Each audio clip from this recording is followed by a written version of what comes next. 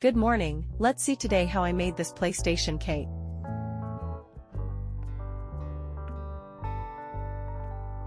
Here is the chocolate sponge cake, before and after baking it. I'll leave you the doses and ingredients in the description. You can reproportion the ingredients based on the pan you have.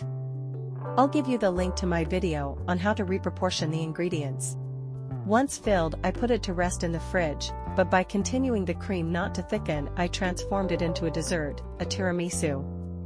I'll leave you the link to my video on how to fix problems while baking cakes. I then covered it with white sugar paste.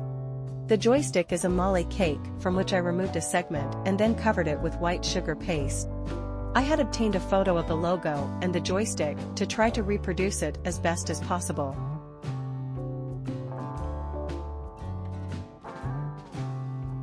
Thanks for watching my video.